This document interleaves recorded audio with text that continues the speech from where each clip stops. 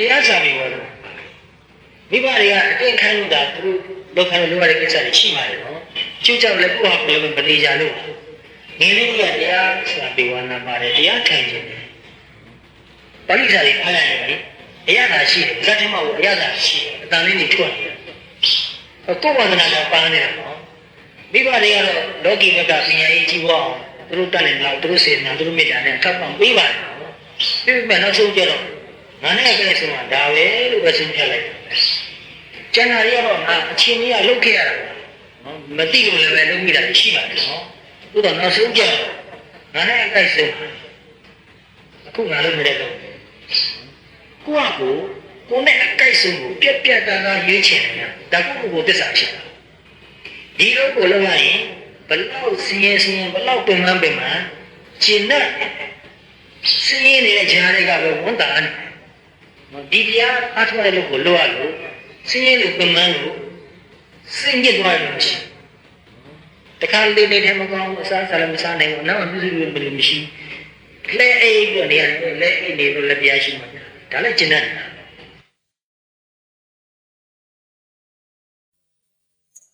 တာစားလည်းမစားနိုင်ဘူးနောက်မှပြုစုလို့မရှိလဲအိပ်ပြီးနေရတယ်လဲအိပ်နေလို့လည်းတရားရှိမှာဒါလည်းကျင်တဲ့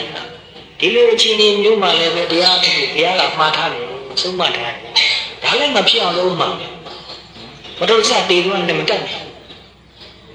တော့ကိုတကယ်တမ်းကိုထားတယ်လို့လို့ရတဲ့စိတ်ရောကိုယ်ပါလုံးတော်ပြီးလို့မရှိပင်မပြီးလို့မရှိအဲ့တော့အနာယူတဲ့ချိန်လည်းမရှိအချိန်ရှိသမျှဒါပဲကြိုးစားပြီးလုပ်တာတတိပဋ္ဌာန်တရားကိုဘုံဘုံအကျိတ်ဆုံးဖြစ်သွားတာရှားမဟုတ်သူကအချိန်မရွေးဘူးနေရာမရွေးဘူးအဲ့ဒါကြောင့်အကျိတ်ဆုံးဖြစ်သွားတာဒီလောကအချိန်ပြည့်လို့မရတယ်တခြားလို့တရားတကယ်အချိန်ပြည့်လို့မရဘူးကိုလို့ချင်းလို့ကိုလုံနေရတော့ကိုဘောကိုကြားလေးကျင်းသားလေးကြားလေးကျင်းသားလေးပဲကြားလေးပြောလေးပဲအဲ့ဒါလို့ကိုတကယ်ဝါသနာပါတဲ့အထုံဗီဇနဲ့ကြိုက်တဲ့အလုပ်ပြောမှလားအာတုံခွန်ဆက်လို့ရတယ် It really means trustful loyalty ဆိုတာလည်းပဲအစရှိတဲ့ဘောတစ်မျိုးပါပဲနော်သစ္စာမဟုတ်တာကို loyal ဖြစ်တယ်တုံးတာနော်အဲ့တော့ကိုယုံကြည်မှုရှိ It really means trust ကိုယုံကြည်မှုရှိ trustful loyalty ယုံကြည်စိတ်ချမှုပါတယ်သစ္စာရှိမှုတစ်မျိုးဖြစ်တယ်ဒီစကားတွေကသိမှုတယ်ဘာလို့ဆိုလဲဆိုတော့ရုပ်ကြည့်တော့နားမလည်နိုင်ဘူးအေးစစ်စစ်ကိုအချင်းပြစဉ်းစားပါငါဟာငါအပေါ်မှာငါယုံကြည်မှုရှိလို့ဟုတ်ရဲ့လားသစ္စာရှိလို့ဟုတ်ရဲ့လားဆိုတော့အကျဉ်းချင်းခါမေးဖို့လိုတယ်ငါလုပ်နေတဲ့ကိစ္စတွေကစိတ်ပါလို့လက်ပါလို့တဲ့ကိစ္စလားဟာလုပ်နေတဲ့ကိစ္စလားဆိုတော့မေးဖို့လိုတယ်နော်အဲ့တော့ကိုယ့်ဘဝမှာတကယ်အရေးပါတဲ့ကိစ္စတွေကိုစိတ်မပါဘဲနဲ့လုပ်နေရတဲ့ဆိုရင်ကိုယုံကြည်မှုမရှိဘူးကိုသစ္စာမရှိတဲ့ဖြစ်နေတယ်အဲ့ဒီဒီပဲပေါက်တယ်နော်ဒုက္ခငါတမှုထားတဲ့လုံးဒီလိုကိုပစ္စည်းဥစ္စာပတ်စံကိုငွေကြေးရသည်ဖြစ်စေမရသည်ဖြစ်စေမလုပ်သူများအတိမပြုတ်သည်ဖြစ်စေမပြုတ်သည်ဖြစ်စေလုပ်တယ်အဲ့လိုပေါ်ထားမျိုးရှိရတယ်နော်ဘယ်တော့မှအရှော့မပေးဘူးဒီဘဝမပြီးသေးတောင်မှနောက်ဘဝဆက်ပြီးတော့လုံးမယ်တော်ပြီဆိုတာမရှိဘူးနော်အဲ့လိုစိတ်မျိုးဖြစ်လာတာအဲ့လိုပဲတခါကြီးပြောက်ကဒီနှုန်းကတော့တရားပေါ်မှာမပါဘူးနောက်တော့ပင်ကူလက်ခံတော့ကောင်းပါသူနဲ့တွေ့တဲ့အခါမှာတရားအကြောင်းပြောဆိုဆွေးနွေးနေတရားဝါနာပါလာပြီးတရားအထုတ်တာဟိုပြီးခဲ့တဲ့ဟွာလေးမှာသူဘုံဘုံစီရောက်လာတာသူပြောတယ်သူတရားပေါ်မှာတရားဟောအသိဉာဏ်ကိုတော်တော်လေးတက်လာတဲ့အခါကျတော့သူဒီတရားလို့ကိုတက်လောက်လို့တော့တည်သည့်အချိန်ကြီးလို့မယ်တည်တဲ့အချိန်မှာသူ့လောက်ကပြီးလို့ဆိုတော့ဘာမှဆက်လုပ်တယ်အဲ့တော့ဘဝမှာကိုယ့်ဘဝမှာတည်ထီအောင်လုပ်မယ်ဆိုတဲ့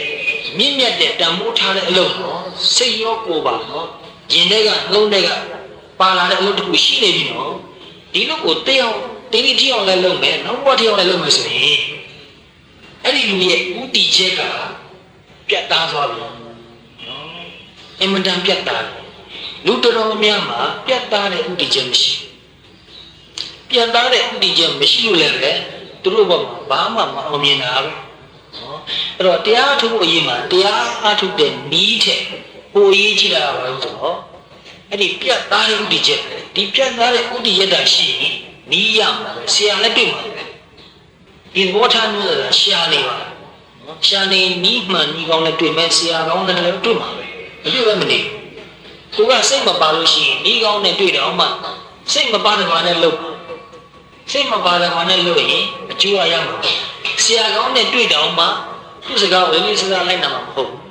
လက်နက်မှာမဟုတ်ရင်အကျိုးလည်းရမှာမဟုတ်ဘူးအဲ့ဒါဆိုသူကဘာပြောမလဲဆိုတော့နီးကောင်းမတွေ့သေးဘူးဆရာကောင်းမတွေ့သေးဘူးလို့သူပြောမှာနော်အဲ့တော့ကိုယ့်ပုံမှာမူတည်ပါလေ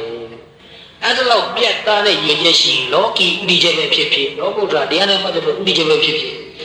နော်တက်လုံးလုံးမယ်စေရောကိုပါလုံးမယ်အချင်းရှိတွေ့လုံးမယ်ဘယ်တော့မှရှော့မပေးဘူးဆိုတဲ့စိတ်မျိုးနဲ့လောက်ကြည့်ဖြစ်ကိုဖြစ်လူမှာအင်မတန်ကြီးမားတဲ့စွမ်းရည်တတိရှိတယ်ခုပြီးခဲ့တဲ့နေ့ရက်လောက်ကပဲဘုံဘုံစီကိုစောက်လေးတုတ်ခဏလာငှားထားတာရှိအဲ့ဒီစောက်ရဲ့နာမည်က unlimited power ဘုံဘုံဖတ်လို့မပြီးသေးပါဘူးစနေ30ကျော်လောက်ဖတ်တယ်နော်အဲ့ဒီ unlimited power ဆိုတာဘယ်သူ power ကိုပြောလဲဆိုတော့ nuclear power ကိုပြောတာမဟုတ်ဘူးစိတ်ရဲ့ power ကိုပြောတယ်လူတွေရဲ့စိတ်မှာ unlimited power ရှိတယ်ဒါပေမဲ့အဲ့ဒီ unlimited ဆိုတဲ့အကန့်အသတ်မရှိတဲ့ power တွေထွက်မလာတာအကြောင်းလို့ဆိုတော့ပြတ်သားတဲ့ရည်ရွယ်ချက်မရှိဘူးကိုယုံကြည်မှုမရှိဘူးဘလို့တဲ့အလုပ်ပေါ်မှာယုံကြည်မှုမရှိဘူးအလုပ်ကိုမထိတိလုပ်ကြည့်တယ်အခက်အခဲနဲ့တွေ့နောက်ဆုံးအဲ့လိုလူကမကြည့်ပါဘူးပြတ်သားတဲ့ရည်ရွယ်ရှိလို့ရှိရင်လုပ်တဲ့နည်းကိုရှာပြီးတော့လုပ်နေမယ်လုပ်လို့အစင်မပြေရင်ဘာလို့အစင်မပြေဘူးဆိုတော့စဉ်းစားရမယ်ပြင်ကြည့်လို့အစင်ပြေသွားရင်ဆက်လုပ်အစင်မပြေသေးရင်ထပ်ပြီးတော့ပြင်ဦးမှာဒီလိုလုပ်ရင်ပြင်နဲ့သွားမယ်ဆိုရင်ဒီလူကကြာလေအမှားနဲ့လေချွင်းရက်နေလေဖြစ်လာတော့တေချာလေးကမှုချအောင်မြင်ပါပဲဒီလိုပြတ်တဲ့ရက်ရှိလို့ရှိရင်လည်းဒီအကြောင်းအရာကိုဘယ်တော့မှမေ့မထားဘူးနော်ခေါင်းထဲမှာအမြဲတမ်းရှိတဲ့ကြောင့်ကြုံတိုင်းတော့မင်းနဲ့ဆွေးနွေးမယ်စောက်စားပြီးရှာလို့ဖတ်လိုက်လို့တိလိုက်ရတယ်သူဘယ်တော့မှမေ့မပြတ်တေချာမှတ်မိအောင်ကူးကျင်နဲ့ကူးထားမယ်တက်တက်ကဖတ်ပြီးတော့စိတ်တဲ့နှလုံးထဲမှာဆွဲနေအောင်လည်းမှတ်ချင်မှတ်ထားဆရာကလည်းတွေ့တဲ့ခါမှလည်းပဲတေချာနားထောင်မယ်တေချာမှတ်ထားတေချာပြန်မေးမယ်အခုလိုတိတ်ခွေနဲ့တွန်းထားရဆိုလည်းပဲတိတ်ခွေကိုထက်ခါပြန်နာမှာပဲကိုမမတော်တဆအကြောင်းကူကြောင့်စိတ်ဓာတ်အားကျသွားတယ်ဆိုရင်စိတ်ဓာတ်အားကိုပြန်တက်အောင်တနည်းနဲ့လုပ်တော့စိတ်ဓာတ်ကျသွားတဲ့အခြေအနေမှာတာရှိနေလို့မရှိဘူးအောင်မြင်တဲ့သူမှန်သမျှဟာအခက်အခဲနဲ့တွေ့တဲ့အခါမှာစိတ်ဓာတ်ကျလို့မရှိဘူးတခါပြန်နည်းနည်းလေးစိတ်အားရော့သွားရင်တော့အဲ့ဒီအခြေအနေမှာတာရှိနေလို့မရှိဘူးသူတို့ကစိတ်ဓာတ်အားပြန်တက်လာအောင်တနည်းနည်းနဲ့လုပ်တတ်တဲ့လူတွေဖြစ်တယ်။ဒါအောင်မြင်တဲ့လူဟာစိတ်ဓာတ်အားတက်ပြီးတော့နေတာပဲများတယ်။နော်။ကြာပြီးတော့နေတာမများဘူး။နည်းနည်းလေးကြာရတဲ့ဒီလမ်းရှာလို့ချက်ချင်းပြန်တင်။တရားတရားကြာရင်တရားတရားကိုပြန်တင်မယ်။ဝိရိယကြာရင်ဝိရိယကိုပြန်တင်လိုက်မယ်နော်။တမာတိရော့သွားရင်တမာတိအားကောမမြန်ပြန်လို့တာရှိမနေဘူး။တတိကလည်းပဲမပြောင်းထိမ့်သိမ့်မထား။အဲ့လိုလူဟာမအောင်မြင်ဘူးဆိုတော့ရှိနော်။ loyal perseverance and trustful hope ယုံကြည်မှုအပြည့်ရှိတဲ့မျှော်လင့်ချက်လည်းရှိတယ်။ငါဒီလိုသာစိတ်ပါလက်ပါနော်စိတ်ရိုးပုံပြတ်သားတဲ့ရည်ရွယ်ချက်ဥတည်ချက်နဲ့နေ့စဉ်ကြိုးစားနေမယ်ဆိုရင်နီးရဲတွေ့မယ်လုံးရင်းနဲ့ပြင်းပြလက်တိုးတက်မယ်အဲ့ဒါဥတော့ငါဧကမောချယုံကြည်တယ်ဆိုတဲ့စိတ်ကလည်းရှိမှာနော်အခုဘုံဝန်းနဲ့ပြီးကြတဲ့တပည့်တွေတရားတော်တွေအများကြီးတဲ့ကနော်အဲ့ထက်ကဘယ်လောက်မများလို့တော့အကြံပြောနေတချို့လိုပဲဆိုတော့နေ့စဉ်တတိမပြတ်မိုးလင်းမိုးရှုပ်တီရနိုင်တော့ကြိုးစားနေတယ်နေ့စဉ်ကြိုးစားတဲ့လူဟာတဖြည်းတိုးတက်သွားတာတွေ့ရတယ်ပြတ်တောင်းလို့တဲ့လူဟာတိတ်မတိုးတက်ဘူးဆိုတာတွေ့ရတယ်အကျိုးတော့ရှိပါတယ်နော်ဒါပေမဲ့တိတ်မတိုးတက်သူတက်ပြီးမြန်ကြတယ်တနေ့မှမပြတ်အောင်နော်တတိထားပြီးတော့မနေ့ကနိုးရတတိနဲ့မှပြောဒီနေ့တစ်နေ့လုံးငါတတိကနဲ့မြတ်ကပြီးတော့နေမယ်ဆိုတော့ဆုံးဖြတ်ချက်ချ determination အဋ္ဌံသဘောမျိုးလုပ်လို့ရှိတယ်လုပ်ပြီးတော့ညတော့ကြိုးစားတယ်မေးတဲ့ခါလည်းမေးတယ်မေးပြန်တတိထားတာအဲ့လိုလူတွေကတနေ့အများကြီးရင်းကျက်လာနေတာတိုးတက်လာနေတာပြောင်းလဲလာနေတာတွေ့ရတယ် တရားဘက်ကတုတ်တဲ့ရုံနဲ့မကဘူးတခြားလောကီလူမှုရေးဘက်မှာလည်းပဲအင်မတန်စင်ပြေတာတွေ့ရတယ်ဘယ်လိုလဲဆိုတော့တတိအင်မတန်ကောင်းလာတယ်အမှားအင်မတန်နည်းနေတယ်တခုခုလုပ်တော့မှဆိုရင်စိတ်အေးနဲ့အချင်းယူပြီးစဉ်းစားတယ်ကောင်းတဲ့ကောင်းအမြဲတမ်းကြိုးစားတယ်အဲ့လိုဗီဒီယိုတွေတွေ့ရတဲ့အခါမှာဘုံအင်မတန်ဝန်တာအားရဖြစ်တယ်ဘာနဲ့လဲဆိုတော့ကိုပြုစုလာတဲ့ပုံလေးတွေအရက်တွေဝေးဖားပြီးအသီးတွေပွင့်တီးနေတာမြင်လိုက်ရတယ်ပဲအင်မတန်ပြောတယ်Personality can never develop itself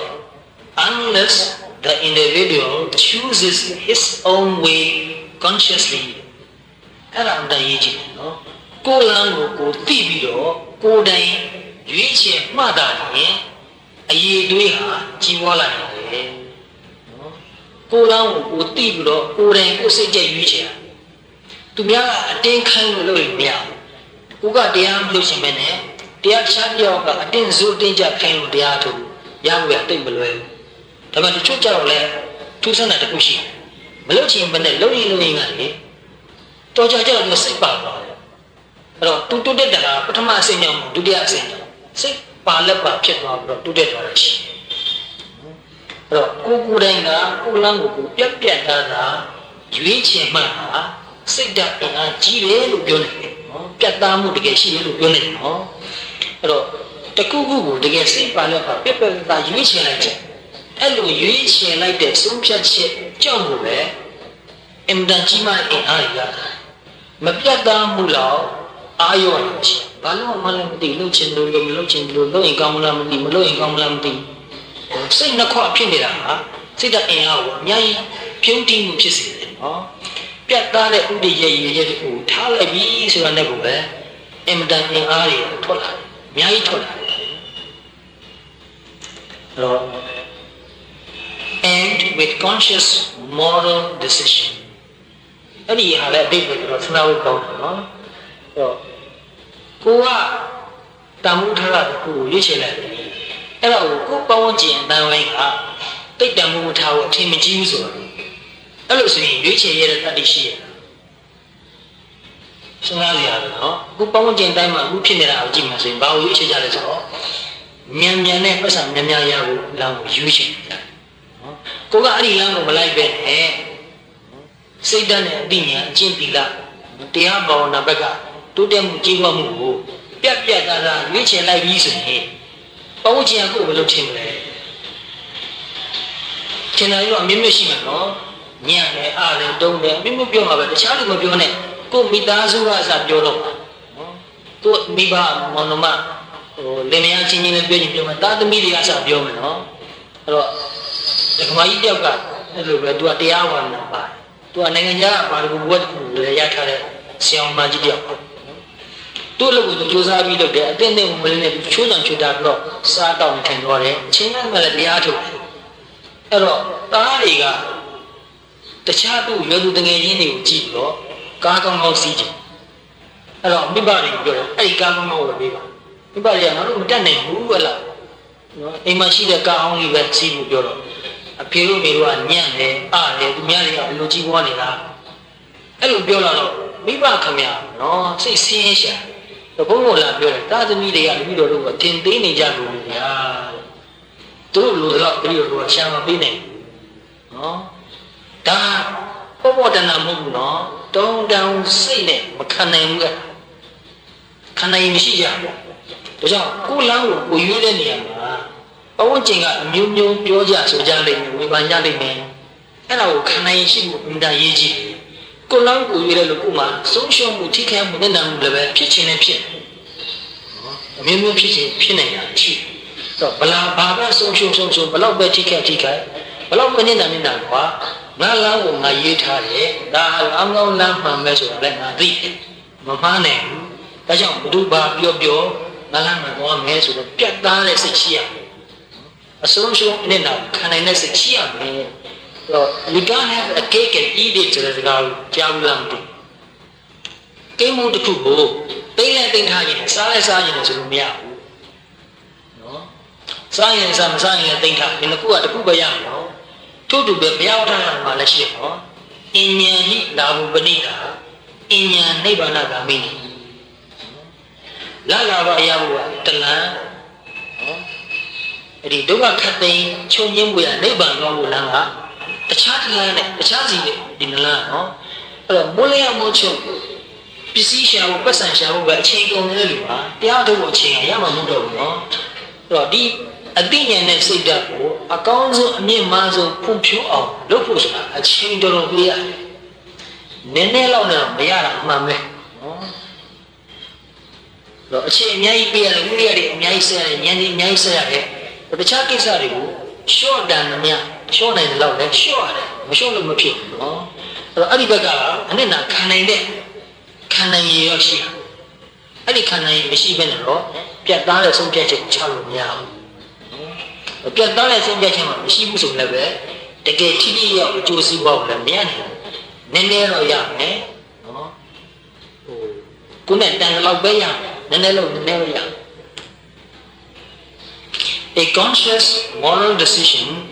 must lend its strength to the process of the development of personality.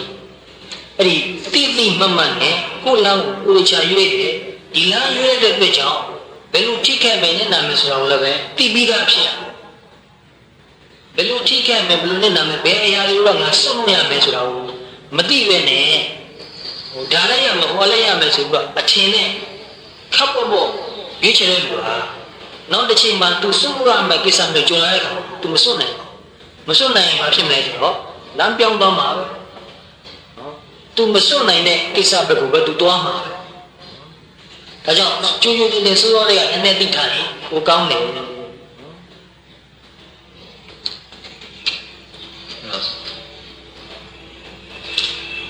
Personality is an act of the greatest courage in the face of life. ဘဝကိုရင်ဆိုင်တဲ့နေရာမှာကိုယ့်ရဲ့အရေးအသွေးတွေကောင်းလာဖို့ကိုအကောင်းဆုံးဖြစ်လာတော့အတတ်နိုင်ဆုံးအချိန်ပြည့်ကြိုးစားမယ်လို့ဒီလိုရွေးချယ်လိုက်တာကတတ္တိတမျိုးပဲကိုယ်လမ်းကိုမရွေးပဲနဲ့သူများနောက်ကိုရောင်ရောင်မမနဲ့နော်ရောပြီးတော့လိုက်တဲ့ပါတတ္တိမရှိ greatest courage လို့တုံးထားတယ်နော်တောင်းတတ္တိကိုအကြီးမားဆုံးတတ္တိအဲ့တော့ဘုရားဒီလိုစာလေးတွေဖတ်မိလိုက်စိတ်ထဲမှာပြန်ပြီးတော့တွေးလိုက်ဘုရားအလောင်းလိုရဲ့တတ္တိအဲ့တော့ပြန်စဉ်းစားကြည့်ဘုရားအလောင်းကငယ်စဉ်ကတည်းကရွေ့ရည်ပကာယဆိုတော့ပြောစရာမရှိတင်းနေတာနော်မျိုးရိုးအဖြစ်နဲ့ပဲမြင့်မြတ်တဲ့မျိုးရိုးမှဖြစ်လာတယ်ပင်ကိုအသိဉာဏ်ကလည်းအတန်ပြည့်စုံတယ်နော်အရွယ်ကောင်းတုံးမှာမျောလင့်ချက်ထားမယ်ဆိုရင်တိုင်းကြီးနိုင်ငံကြီးအင်ပါယာကြီးတစ်ခုကိုစိုးမိုးအချုပ်နေတဲ့မင်းဖြစ်နေတယ်။ဟောအဲ့ဒါလေးအားလုံးပြပြတတ်ဆုံးတယ်။နေတဲ့တတ္တိလားဘယ်လောက်ပြတ်သားလဲစဉ်းစားကြည့်ဖို့ရအောင်။အဲ့လိုစဉ်းစားကြည့်လို့ရှိရင်ပို့ပြီးတော့သဘောပေါက်တာတတ္တိတောင်းနဲ့မရဘူးဆိုတာဘုံဘုံကိုယ်တိုင်လည်းပဲအဲ့ဒါမျိုးနည်းနည်းတော့ကြုံမှုပါတယ်။ဘုရားလောက်တော့ဘုံဘုံအများကြီးမဆုံးလို့ခဲ့ရဘူး။ဘာကြောင့်လဲဆိုတော့အဲ့လောက်ကရှိမှမရှိဘူး။ဘုရားလည်းပဲဘာဖြစ်ဖြစ်ကုလန်းကိုရွေးချယ်တဲ့ပဝန်းကျင်ရဲ့ဝေဖန်မှုအမျိုးမျိုးတယောလာနှောင်ပြောင်းတာအထိအောင်ခံရတယ်။ခါတော့ဘာမှပြန်မပြောနိုင်သူတို့မပြောချင်တော့ပြောနေတဲ့အချင်းကုန်ပါပဲ။နော်သူတို့တယောချင်းတယောလောင်ချင်းလောင်ပြောင်းချင်းပြောင်းဘာပြောပြောယူရပဲပြောပြောတချို့အဲ့လောက်ထိအောင်ပဲပြောလို့တဆင့်ကြဒီလမ်းကိုရွေးချယ်တာအမှန်တော့ယူလို့ပါလို့ဒီလိုပြောရတယ်ကိုတဆင့်ပြန်ကြားရတယ်ကိုယ်တိုင်တော့လာမပြောပါဘူး။ပြောရလို့ဘုံဘုံစဉ်းစားကြည့်ဒီပေါ်လေးသူရှိတော့ကနေကြည်ရင်တော့ယူတယ်လို့ပြောတော့ပါတယ်သူ့ဓမ္မလို့ကျလို့ပါဘူးနော်သူ့နေရာနဲ့ကြည်ရင်တော့ဟုတ်မှာပါဘူးဒါပေမဲ့ကိုယ့်နေရာနဲ့ကိုကြည်တဲ့ခါကျတော့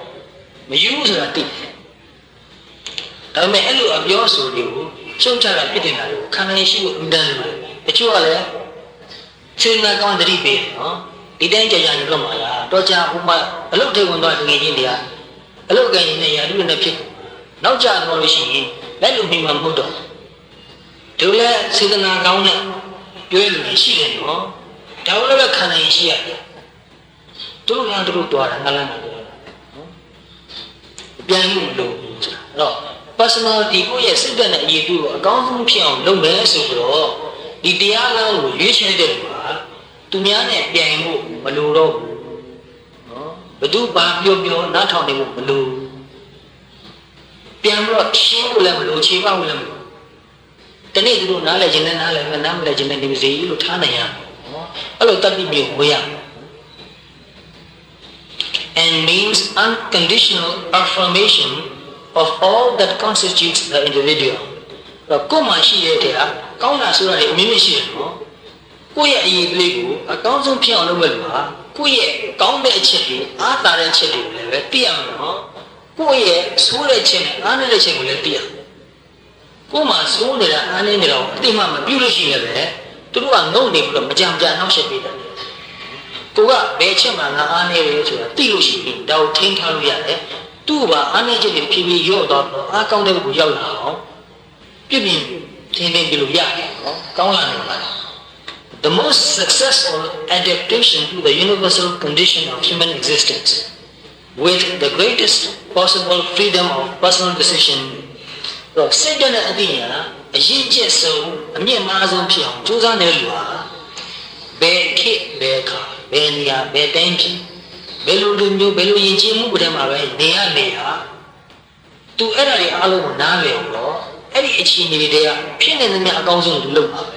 ခင်မကောင်းလို့ငါတော့မလုပ်တော့ဘူးဆိုတာသူမှမရှိနော်မိဘတွေကစင်ရင်မှလို့ကြောင်းမထားနိုင်လို့ငါပညာတတ်မဖြစ်တော့ဘူးလို့သူမှမရှိဆရာသမားကောင်းနဲ့မတွေ့လို့ငါတရားမထုတ်ဘူးဆိုတာသူမှမရှိတကယ်စိတ်ဓာတ်နဲ့ပညာကိုအရင်ကျဆုံးဖြစ်အောင်လုပ်မယ်လို့ဆုံးဖြတ်ထားလို့ပါဖြစ်သမျှအခြေအနေကိုနားလည်နိုင်တဲ့ခံနိုင်ရှိတဲ့ adapt လုပ်နိုင်တဲ့အခြေအနေအခက်အခဲအကျက်တဲ့ပူတွေ့လေလေသူပူစူးစမ်းလေလုပ်မှာပဲပူစူးစမ်းလေလေပူတိလေပူနားလေလေဖြစ်မှာတနေ့မှဧကမောချအောင်မင်းနဲ့ဖြစ်လာမှာပဲနော်တော့ဆိုလိုတာကတကယ်ပြတ်သားတဲ့ဆုံးဖြတ်ချက်ရှိတဲ့လူကအကြောင်းပြချက်တွေကိုပြမနေဘူးမလုပ်ပြဖို့ရအကြောင်းပြချက်မပြအလုပ်များသေးလို့မအားသေးလို့စသည်ဖြစ်ဘာမှအကြောင်းမပြအောင်လုပ်မယ်ဆိုရင်လုပ်ကိုလုပ်မဖြစ်အောင်လုပ်ပါ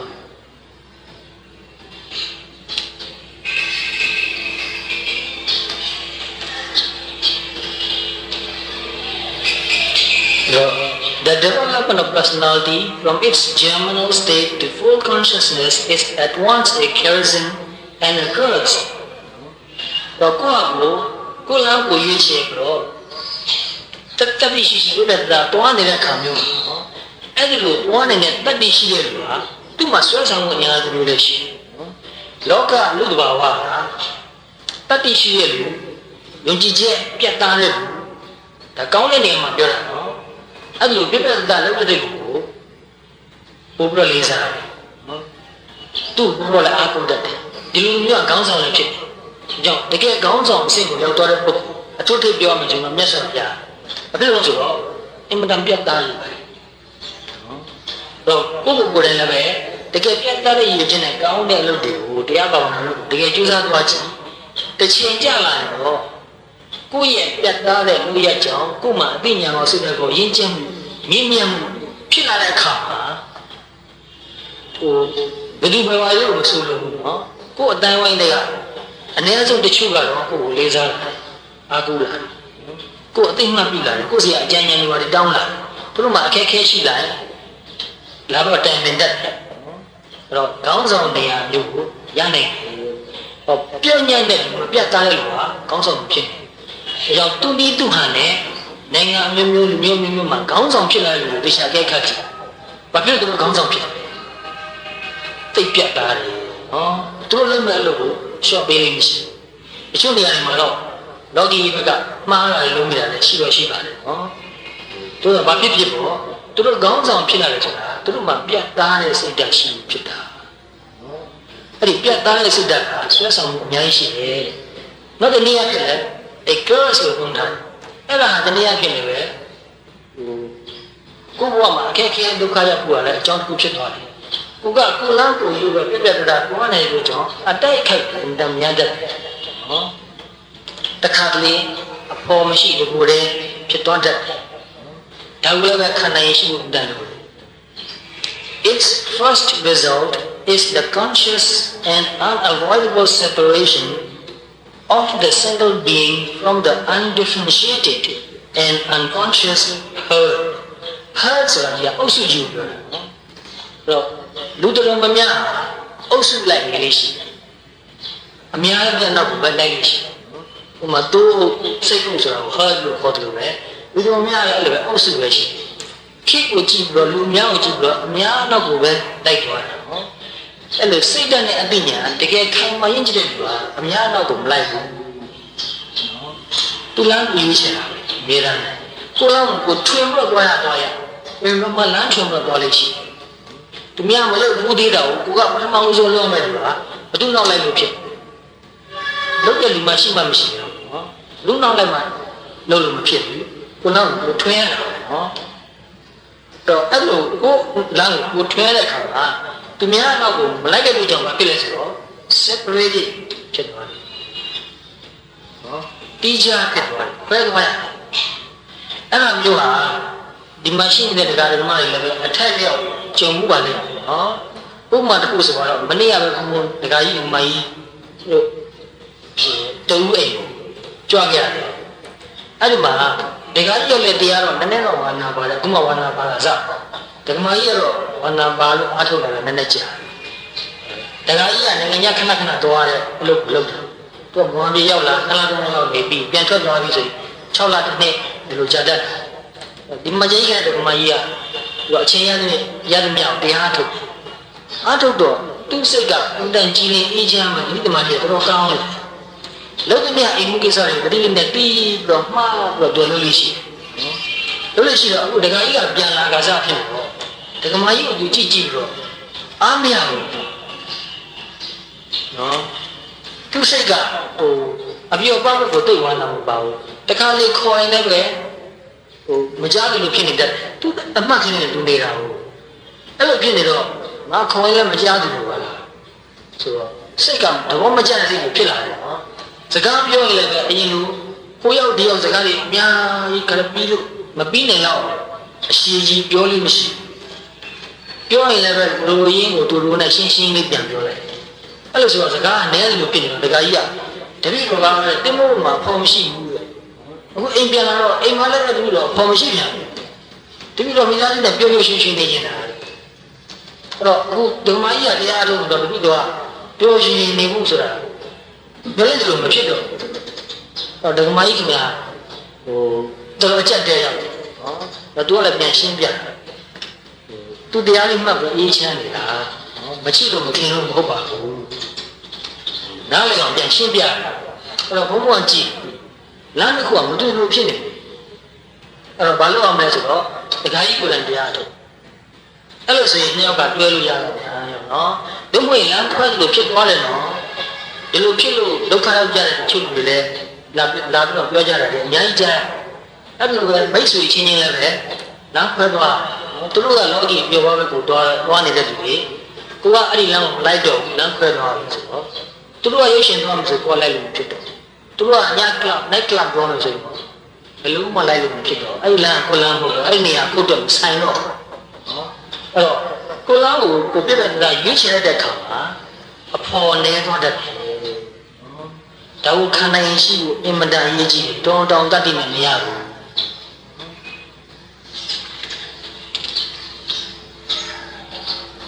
Man's happiness is to move higher လူရဲ့စိတ်ချမ်းသာမှုပြောစင်မှုဆိုတာတကယ်စစ်မှန်တဲ့စိတ်ချမ်းသာမှုပြောတာနော်ဟိုအပျော်ဝါစာတောက်လို့ပြောရအောင်မျိုးမဆိုးလို့နော်တကယ်လူရဲ့အစစ်အမှန်ဖြစ်တဲ့စိတ်ချမ်းသာမှုဟာဘယ်မှာတည်တယ်လဲဆိုတော့ is to move higher မြင့်မြတ်တဲ့ဘက်ကိုတွားဖို့မြင့်မြတ်တဲ့ဘက်ကိုတွားနေမှာစိတ်ချမ်းသာလူမှာမြင့်မြတ်တဲ့သဘာဝဆိုတာအခန္ဓာအပြင်ရှိပြီးသားရုပ်ရဲ့သဘာဝလည်းရှိပြီးသားနော်အခုစလုံးမရှိဒါပေမဲ့လူနဲ့လက်ဆံမတူတာပါလဲဆိုတော့အဲ့ဒီမြင့်မြတ်တဲ့သဘာဝလူနဲ့လက်ဆံမတူတဲ့သဘောပဲအဲ့တော့လူသဘာဝအစစ်ဆိုတာဟာမြင့်မြတ်တဲ့သဘာဝကိုပြောတာအဲ့ဒီဘက်ကိုတွားနေရမှသာကိုယ့်ဘဝကိုတကယ်ကျင့်တတ်မှုရတယ်ကိုယ့်ဘဝကိုတကယ်စိတ်ချမ်းသာအားရတယ်နော် to develop his highest faculties သူမှရှိတဲ့ဂုဏ်တွေအရေးသွေးတွေကိုအမြင့်ဆုံးအရေးသွေးကိုအကောင့်ထဲပေါ်လာအောင်လုပ်ဖို့နော်ကြီးပွားလာဥဒ္ဒလာလုပ်ဖို့အဲ့ဒါသူရဲ့စိတ်ချမ်းသာအဲ့တော့ကိုယ်မှရှိတဲ့အကောင်းဆုံးအရေးချင်းတွေကဘယ်ဟာတွေလဲဆိုတော့ချုပ်ပြီးတော့ပြောလိုက်ရင်ကုသိုလ်နော် သီလဟာဥမာရှိတဲ့အကောင်းဆုံးရည်ချင်းစောင့်စည်းမှုနော်မေတ္တာကရုဏာဒါအကောင်းဆုံးရည်ချင်းတွေပဲနော်သူတက်ကိုမြင့်တာတော့လို့ရှိရင်တတိတမာရီပညာဝိပဿနာတရားတွေဝိပဿနာဉာဏ်တွေမဉဏ်ပူဉာဏ်တွေဒါတွေဟာလူမှာရှိတဲ့အကောင်းဆုံးအရေးသွေးတွေအဲ့ဒီအကောင်းဆုံးအရေးသွေးတွေကိုအများဆုံးထွက်ပေါ်နေအောင်ကြိုးစားနေရတာလုပ်နေရတာဘဝမှာပြောစရာအကောင်းဆုံးအလုပ်ပဲ To gain knowledge of the higher and highest thing ဒီနေ့ကြာပူလို့အတိညာအစဉ်တန်မြင်မှလာဖို့ပူပြီးမြင့်မြတ်တာကိုသိဖို့နောက်ဆုံးအဆင့်မှာတော့အမြင့်ဆုံးကိုသိဖို့ To gain knowledge ကိုသိရတာကိုပြောတာနော်ရိုးရိုးစကားနဲ့လုံးထားတာအဲ့တော့အမြင့်ဆုံးဆိုတာကတော့အရဟတမေညာကိုဆိုတာပဲနောက်ဆုံးအဆင့်မှာအရဟတမေညာရဖို့ဒါဟာလူတွေအတွက်ပျော်ရွှင်စရာအကောင်းဆုံးစိတ်ချမ်းသာစရာအကောင်းဆုံးလုပ်တယ်နော်ဒီလိုမြင်နိုင်လို့ဒီလိုနားလည်နိုင်လို့ဒါရေးကြည့်တယ်နော် if he moves lower သူကမြင့်တဲ့ဘက်ကိုသွားတယ်နဲ့နှိမ့်တဲ့ဘက်ကိုသွားမယ်ဆိုရင် develops only his lower faculties သူမှရှိနေတဲ့ရုပ်နှိမ့်တဲ့အရေးတွေပဲဆိုတာအဲ့ဒါလေးကိုပဲသူကအားပေးနေမှာဆိုတာနော်လောဘကိုအများကြီးအားပေးမယ်မတရားတဲ့အနေနဲ့ရအောင်ရှာမယ်ဒေါသကိုအများကြီးအားပေးမယ်နော်ကိုမှအားရှိတဲ့အခါမှာဒီဘဝကိုအနိုင်ယူမယ်နှိမ့်ဆက်မယ်ဒုက္ခပေးမယ်စသဖြင့်နော်မာနတွေကိုအားပေးမယ်ပြိုင်မယ်ဆိုင်မယ်မျိုးမျိုးနော်အဲ့ဒါမျိုးစီရလို့ဆိုရင်မနာလိုတော်တဲ့စိတ်ကိုအားပေးနေတယ်အဲ့ဒါလို့ကိုမှရှိတဲ့ရုံညံ့တဲ့သဘောတွေကိုအားပေးပြီးတော့ပြည့်စုံပြုထောင်နေမှာဆိုရင် which he shares with animals အဲ့ဒီရုံညံ့တဲ့သဘောဆိုတာတိရစ္ဆာန်နဲ့ဘောင်းတူတူတိရစ္ဆာန်နဲ့တူနဲ့ချက်နော်အဲ့ဒါကိုအားပေးမယ်ဆိုရင် then he makes himself deeply unhappy သူဟာသူ့ကိုယ်သူစိတ်ဆင်းရဲအောင်လုပ်နေခဏတော့သူ့ရဲ့လောဘဒေါသရဲ့အားပေးမှုကြောင့်သူခဏမှကျဉ်းတတ်နော်ဒေါသကြီးလို့သူတို့ကနှိမ့်ဆက်နေတဲ့အချိန်မှာခဏတော့ငါနှိမ့်ဆက်လိုက်ရတယ်ဆိုပြီးသူတမျိုးတော့ကျဉ်းတတ်မှုရကျင်ရမယ်နော်ဒါပေမဲ့ယေရှုမှာသူစိတ်ချမ်းသာမှုဘယ်နည်းမှမရနိုင်ဘူးအဲ့ဒီအချိန်မှာလည်းလောက်တာလုပ်နေရတာသူစိတ်ထဲမှာအေးချမ်းမှုကြည်လင်မှုကတော့တကယ်မရှိဘူးဆိုတော့ကိုယ့်ဟာကိုယ်လည်းဒေါသဖြစ်မိတဲ့ခါမှာဒီကလေးပြောလိုက်ရဆိုလိုက်ရတာတမျိုးသဘောကျတယ်လို့မျိုးခံစားမှုမှာနော်သို့တော့အဲ့ဒီစိတ်ကိုဝိပဿနာဉာဏ်နဲ့ပြန်ရှုကြည့်စမ်းပါဘယ်လိုဖြစ်လာလဲအဲ့လိုပြန်ရှုတဲ့အခါမနှစ်သက်ရှက်သွားတယ်နော်ကိုယ်ကိုရှက်သွားတယ်အဲ့ဒါဥပမာတစ်ခုနဲ့ပြောမယ်ဆိုတော့ဒီလောက်ကြီးကျယ်တဲ့ရုပ်မာလေးကိစ္စဟုတ်ပါအခုပြီးခဲ့တဲ့ဒင်းဂျိုလာကတပည့်လေးတယောက်ကသူတငယ်ချင်းတယောက်ရဲ့အဖွားကိုတွားကြတော့မလို့ဆိုတော့ပန်းဒီကောင်းကောင်းလေးတွားဝင်တယ်ဈေးမှာပန်းဒီကောင်းလေးကိုယူပြီးတော့ဝယ်နေတော့မှာနော်သူစိတ်ကစဉ်းစားနေဘာစဉ်းစားလဲဆိုသူစဉ်းစားတယ်ကိုသိနေတယ်နော်သူကဒီပန်းဒီကလာလေးကောင်းကောင်းလေးနော်အဖိုးလည်းပြန်ကြီးပါတယ်ဓာတ်မိုးကြီးရတယ်ဒါလေးနဲ့ကအပေါ်လာကြတော့တယ်ကတော့လို့ရှိရင်ဘွားငငယ်ရွယ်လေးတွေမဲ့တော်တော်တိတ်တတ်တယ်ခလားဆိုတော့နော်နောက်တော်တော်လေးသဘောကျတော့ impression ကောင်းကောင်းလေးရတော့နော်အမှန်တန်တိတ်တတ်တဲ့မီးလေးဆိုတော့နော်နဲ့တိတ်တတ်တယ်ခလားဆိုတော့သဘောကျတော့မယ်အထင်ကြီးသွားမယ်တမျိုးနောက်ပြီးတော့ဒီအဖွားတွေကလည်းပဲတခါပြန်စီးပွားရေးနဲ့ပတ်သက်ပြီးတော့ပြောရဆိုရတာလည်းရှိတော့အဲ့လိုစီးပွားရေးနဲ့ပြောရဲဆိုတဲ့အခါမှာလည်းပဲပို့ပြီးတော့အဆင်ပြေသွားမယ်လို့အဲ့လိုတွေးနေတယ်နော်အဲ့ဒီတွေးနေတဲ့စိတ်ကိုသူပြန်ကြည့်တဲ့အခါမှာသူမြင်နေတယ်အဲ့တော့ဒီလိုတွေးနေတဲ့လူတွေဘယ်နှယောက်မှရှိတယ်အများကြီးရှိနော်လူစိတ်ဆိုတာ mixed motivation အများတန်းရှိကုသိုလ်ရေးတစ်ခုလုပ်တဲ့နေရာမှာတော့ရောနေတယ်မန္တကြီးထိုးပြီးတော့သူများတဲ့တောင် blank ဆိုတဲ့စိတ်ရှိတယ်နော်ဂုံယူပြီးတော့ကြွားပြီးတော့လူတွေရှိတယ်ဆိုတော့ဒါတွေက mix ဖြစ်နေတာနော်အဲ့ဒီတကယ်လေးသူစိတ်မှာအဲ့လိုဖြစ်နေတာကိုသူတေချာကြည့်ရင်ပထမတော့အမတ်တမဲ့လေးသိနေတာပေါ့နောက်တော့တဲ့တဲ့ကြီးကြည့်မိတဲ့ခါကျတော့ဒီစိတ်ကြီးဆိုတော့ရှက်တယ်ဘာဖြစ်လို့ဆိုတော့ဒီစိတ်ကစေတနာမမှန်ဘူးနော်တွားကတော့မယ်ဆိုတာကကိုယ် impression ကောင်းကောင်းရဖို့ကိုယ်အထင်ကြီးသွားဖို့သဘောကျသွားဖို့နောက်ခါမှစီးပွားရေးနဲ့ပတ်သက်ပြီးပြောတဲ့ခါမှလည်းပဲအဆင်ပြေမှာဆိုတဲ့မျှော်လင့်ချက်နဲ့ဒီပန်းကြီးကိုဝဲနေတာဆိုတော့ဒီစိတ်ကရုပ်နှိမ့်တဲ့စိတ်ဖြစ်နော်အဲ့ဒီနှိမ့်တာကိုမြင်တဲ့ချိန်မှာ သူကစိတ်ကိုကြည့်နေကြဆိုတော့တစ်ချက်တစ်ချက်ကြည့်ရတယ်စိတ်ကပျောက်တယ်ဒါထုံးစံမှာနော်ဖြစ်လာတဲ့ကိစ္စမှမများဖြစ်ပြီးချက်ချင်းပြတ်တာစက္ကဒီသဘောမျိုးပဲထက်ကဖြစ်တဲ့အတွက်ကြောင့်အကြာကြီးဖြစ်နေလို့ထင်ရတယ်နော်မနော်တစ်ခုပြီးမှတစ်ခုဖြစ်နေတာတော့တတိပဋ္ဌာန်တရားကိုတွိုင်းလိုက်နေထိုင်ဒီဈေးမှာပန်းပြီးဝယ်ရင်းတော့မှသူလက်မလွတ်ဘူးနော်တတိကိုလက်လွတ်တော့မထားဘူးနော်အဲ့ဒီချက်ကအရေးကြီးတဲ့ချက်ပဲဒီလိုအကြောင်းအရာတွေပြောလို့တဆင့်ကြားရတယ်ကိုအရင်ကြီးလို့ထင်ရတယ်ကိုယ်တိုင်အဲ့လိုလုံးရင်းကနေကိုယ်စိတ်ကိုအဲ့လိုကြီးမိသွားလို့ရှိရင်သိလိုက်အဲ့လိုကြီးမိလိုက်တဲ့အတွက်ကြောင့်ဘလောက်အကျိုးစီးပွားကြီးမားတယ်ဘလောက်စိတ်ထားတွေပြောင်းသွားတယ်ကိုယ့်အတွက်ဘလောက်အကျိုးကြီးတယ်ကိုယ်တိုင်ကြည့်မိမှသိအဲ့ဒီဘက်လေးကအဲ့လိုဈေးဝင်ရင်းနဲ့ပန်းသီးဝင်ရင်းနဲ့သူ့စိတ်ကိုသူကြည့်မိတဲ့အခါမှာစိတ်ရဲ့အခြေအနေစိတ်ရဲ့သဘာဝမြင်တဲ့အတွက်ကြောင့်တစ်ချက်ပဲရှိမှလည်းစိတ်ကပြောင်းသွားတယ်စိတ်အဲ့ဒီစိတ်ပြောင်းသွားတယ်သူ့စိတ်ကိုညာလို့ဆင်းရဲဒီစိတ်ထားကြီးမျိုးနဲ့တော့မကောင်းဘူးဆိုတော့စိတ်ကဘယ်လိုပြောင်းသွားလဲဆိုတော့ဒီဘဝမေတ္တာကရုဏာရှိတဲ့ဖြစ်တယ်ကျင့်သီလရှိတဲ့ဖြစ်တယ်နော်ခင်မင်စရာလိမ့်စားစရာအင်မတန်ကောင်းတယ်အင်မတန်ချစ်စရာကောင်းတယ်ဘဝအဲ့ဒီအကြောင်းရင်းကလည်းရှိလို့လည်းဘယ်တော့မှမစိတ်ကူးတာနော်အင်မတန်စိတ်ထားရုံနဲ့ဆိုတော့သူကတော့တောင်းမှစိတ်ကူးမှာမဟုတ်ပါဘူးပင်ကိုယ်ကလေးကဘဝစိတ်ထားကောင်းတယ်လို့အဲ့တော့အင်မတန်စိတ်ထားကောင်းတယ်မေတ္တာကကြီးတဲ့သူဆိုတော့ကိုယ့်ဘုံမှာမေတ္တာကရုဏာရှိရတဲ့ပြောက်ကိုချစ်ခင်ကြည်ညိုလေးစားတဲ့စိတ်နဲ့ကြောကျင်တဲ့စိတ်ကအလိုဖြစ်တမန်တော်လို့ရတာမဟုတ်ဘူးနော်အဖွားရဲ့ကျေးဇူးအဖွားရဲ့ဂုဏ်ကိုအာယုံပြုမိတဲ့နေနဲ့ပဲကောင်းတဲ့စိတ်ကလေးတွေအလိုဖြစ်လာတော့အဲ့ဒီပန်းဒီလေးကိုတော့ဖွားစီရတဲ့ပန်းဒီလေးရှင်းနာချပြီးတော့ကြောရလားဆိုတော့သူကြောတဲ့စိတ်အေးချမ်းချမ်းလေးနဲ့ကြည်ကြည်နူးနူးလေးနဲ့သူကြောလိုက်တယ်အဲ့လိုကြောလိုက်ရတာစိတ်ထဲမှာတိတ်ကိုချမ်းသာသွားတာအရင်စိတ်မျိုးနဲ့ကြောမယ်ဆိုရင်ဘယ်နည်းနဲ့မှစိတ်ချမ်းသာမှုမရဘူးဘုရားကြီးအပေါ်ရဟန်မူရနဲ့ကြောလိုက်တာပဲရှိနော်နောက် impression တော်ကောင်းသွားပြီဆိုတဲ့အတွေးလေးနဲ့ကြောလိုက်အခုတော့စိတ်စင်နာမှန်သွားတဲ့ကြောင့်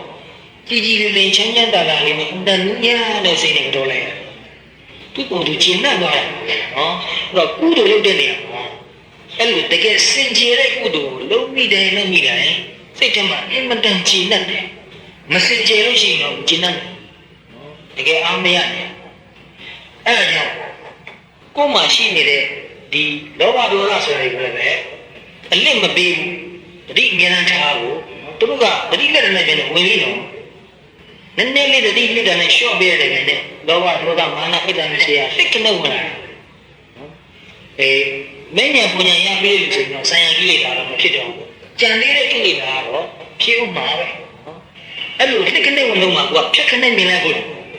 အဲ့လိုသူကသိကနှုတ်ဝင်တော့မှကိုကဖြတ်ခနဲ့မြင်ဖို့ဆိုတာကဘာလို့လဲတတိနဲ့နေတဲ့အလေးချင်းအမြဲတမ်းရှိနေဖို့တော့တတိနဲ့နေတဲ့အလေးချင်းလောက်တာများလာလို့ရှိရင်အခုလိုအင်မတန်တိမ်မွေ့တဲ့အတွေးလေးနော်အမှန်ဒီတွေးဆိုတာလောဘကြီးကြီးတွေးလည်းမဟုတ်ဒေါသအကြီးကြီးတွေးလည်းမဟုတ်နော်အင်မတန်တိမ်မွေ့တဲ့အတွေးလေးဒီထဲမှာပါနေတဲ့လောဘလေးပါတယ်နော်တိမ်တိမ်မွေ့မွေ့လောဘလေးပါတယ်တေချာစနာကြီးဒီတော့ကတော့မြင်ပါမယ်နော်မြင်နေမလို့နော် impression ကောင်းကောင်းရတယ်ကိုယ်အတန်တော်ရပါလားဆိုတော့ချင်းမလေးခံနောက်ကလုံငန်းမှာအဆင်ပြေစီခြင်းတိမ်မွေ့လောဘလေးပါတယ်အဲ့ဒီလောဘလေးကိုကြည့်မိပါတယ်လောဘပါနေတဲ့ကြောင့်ကြောမယ်ဆိုတဲ့စေတနာကမတန်ရှင်းဘူးဆိုတာကိုမြင်မတန်ရှင်းတဲ့မြင်တော့ဘာဖြစ်လဲရှက်သွားတယ်။ဒါကြောင့်တွားနေစီမှာလည်းမြတ်စွာဘုရားတတိနဲ့တွားပါဉာဏ်နဲ့ရှင်းတော့သွားရနေတော့မှလည်းတတိနဲ့ရှင်းတော့ရနေပါဉာဏ်နဲ့ရှင်းပြရတယ်တရားအထုပ်ဘူးလို့ဆိုကိုသိနော်တရားအထုပ်နဲ့မသက်ရနေတဲ့ကောင်မှာရိုးရနေတယ်မတူနော်အမှန်ကြည့်ရင်အေးချမ်းကနုညံ့တဲ့မောရှိတရားအထုပ်နဲ့ဈဉ္ညာလျှောက်သွားတဲ့ကောင်မှာရိုးလျှောက်တာနဲ့မတူတရားအထုပ်တဲ့အလေးချင်းဉာဏ်နဲ့ပြောဒီလိုလမ်းမယူမှာသွားနေကောင်မှာသူများနဲ့မတူသူ့မှာတမျိုးကြည်လင်အေးချမ်းမှုကပါနေတယ်ဆိုတော့ကပြောတဲ့တကယ်လေးလိုပဲနေပူကြီးထဲမှာတွားနေတဲ့အချိန်မှာတော့မှာတဲ့လမ်းမယူမှာတွားနေတဲ့အချိန်မှာတော့မှာတဲ့သူစိတ်ကအေးနေပြီးတော့အဲ့ဒီအေးနေတာလေးကိုသူတီးပြီးတော့တွားနေတာတဲ့ဘယ်လောက်ထိအောင်အေးလဲဆိုတော့နေပူနေတာတော့သူမသိတော့နော် လုံရင်တကယ်ဖြစ်တယ်ဆိုတာသိစေချင်တာနော်လုံနီးရမခဲ့ဆွေးဆွေးမြဲမြဲလုပ်ဖို့ပဲလုပ်တာအဲ့လိုလမ်းပေါ်မှာတွားနေတော့မှတော့တတိနဲ့ကပ်ပြီးတော့စိတ်ကလေးကအေးပြီးတော့ခန္ဓာကိုယ်လည်းအေးနေတော့ပူမန်းတော့မသိဘူးအဲ့လောက်ထိအောင်ဖြစ်တယ်ဒါကြောင့်တရားတတိလေးနဲ့အရှောက်တယ်ကွာတာမန်လူချောက်တယ်လို့တူအေးစေးတယ်အင်းကြီးနဲ့အင်္ဂလိပ်ကိုရတယ်ကိုပေါင်းကျင်နေရစားကိုအကဲခတ်တဲ့ကတိလာအဲ့ဒီကယူလဲသူ့တငယ်ချင်းကပြောခင်ဗျားကြည့်ရတာအေးလိုက်တယ်ခင်ဗျားကြည့်ရတာပျော်နေတယ်လို့လေသူကတော့မမနာလည်းနည်းနည်းလျှော့တဲ့သဘောရှိတယ်အေးအောင်ကြိုးစားပြီးနေတာပါဗျာလို့ပြောလို့ရှိတယ်တရားတွေကပြန်ဟောလို့မရှိသူကတရားဟောနိုင်တော့တဲ့လူလူမယုံကြည်ဘူးအဲ့လောက်ကြီးအထင်ကြီးဘူးဆိုတာအားထုတ်နေတဲ့လူလို့ပဲသူသဘောထားတယ်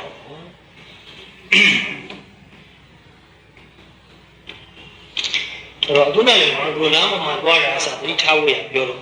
one of the constants in life is that results are always being produced ဘဝမှာအမြဲတမ်းရှိနေတဲ့အရာတစ်ခုရှိတယ်အဲ့ဒါဘာလို့ဆို result ဘာလို့ဆိုရလဲ results are always being produced မြင်လိုက်တိုင်းတစ်ခုခုဖြစ်လာတာ result နော်ကြားလိုက်တိုင်းစိတ်ထဲမှာတခုခုဖြစ်တယ်အဲ့ဒီဖြစ်လာတဲ့ results တတိမထားလို့ရှိရင်ဘာဖြစ်မကောင်းတဲ့ results တွေရမှာနော်ဒီလက်တန်နဲ့လောဘစိတ်ဖြစ်လာမယ်ဒေါသစိတ်ဖြစ်လာမယ်ကြားလိုက်တဲ့နဲ့လောဘစိတ်တွေဖြစ်လာမယ်ဒေါသစိတ်တွေဖြစ်လာမယ် if you don't consciously decide what results you want to produce နော်ကိုယ်စိတ်ကလေးကိုဘယ်လိုဖြစ်အောင်ထားမယ်ဆိုတာကိုကျိုးကျိုးတင်တင်အရင်ကတည်းကတိတိမမမစင်စားထားရင်မဆုံးဖြတ်ထားရင်နော် and represent things accordingly မြင်တာနဲ့ပတ်သက်ပြီးတော့ဘယ်လိုနှလုံးသွင်းမယ်ဘယ်လိုအာရုံပြုမယ်ဆိုတာလည်းပဲကျိုးတင်ပြီးတော့မလက်လာထားရင်မလုပ်ထားလို့ရှိ then some external trigger အပြင်ဘက်မှာရှိနေတဲ့တစ်ခုခုက trigger ဆိုတာ click လေးနော် a conversation